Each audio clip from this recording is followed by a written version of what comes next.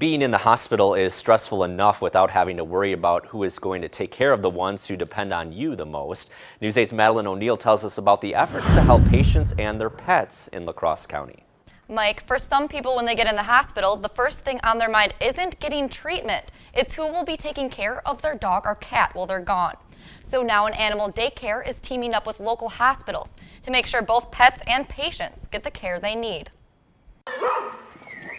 Fun for Pets Dog Daycare and Boarding is full of wagging tails and has a wide range of clientele. We can do cats, pigs, ferrets, parrots, a wide array of animals here, including those there for a temporary stay while their owners are away. We're caring for the patient's animal, which a lot of times is their child. Taking in pets while their owners were in the hospital started off slowly over the past year. Things that we really didn't think would come up came to be a bigger thing, that we wanted to do what was right for those patients. It just started rolling around little by little. At first, hospitals and the daycare would figure things out on a case-to-case basis, like when a man having a heart attack refused treatment until he knew his dog was all right. He wanted to get out of the hospital because he didn't want his animal to be left alone. So they called us, we got on the phone with him, we coordinated having his keys left at the front desk. We went over, picked up his keys, and cared for his animal for a day or two until he got out of the hospital. Good boy, Pablo. Or a homeless man who got in a car crash with his best friend. The gentleman and his dog ended up in the hospital room. We received the call saying, could you care for the pet? She came and stayed here for 5 days, and then once he was discharged, we actually delivered the dog and a care package.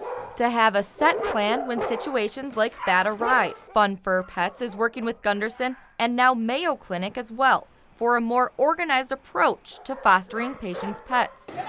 So patients can know their pet is being taken care of, and the daycare can know how best to do so. It's easier for us to care for that pet knowing a little bit of information instead of, here's my animal, can you care for it? You know, do they like to be petted? Should I not, get it wet and give it a bath and those types of things? Something you don't need to think about, your animal is okay while you're here getting your care. It helps their health care move along. Proving that sometimes something as simple as a wagging tail can be the best medicine. These animals they're their children. Sometimes these are the only friends they have. And so caring for the animals is just as important as caring for their human counterpart.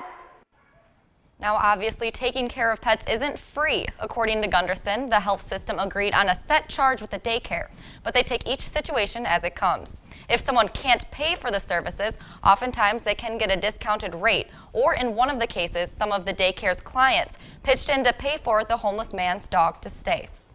Thanks a lot, Madeline. Right now, Fun for Pets is able to provide both daycare service and in-home check-ins for pets throughout La Crosse County and also in the La Crescent region.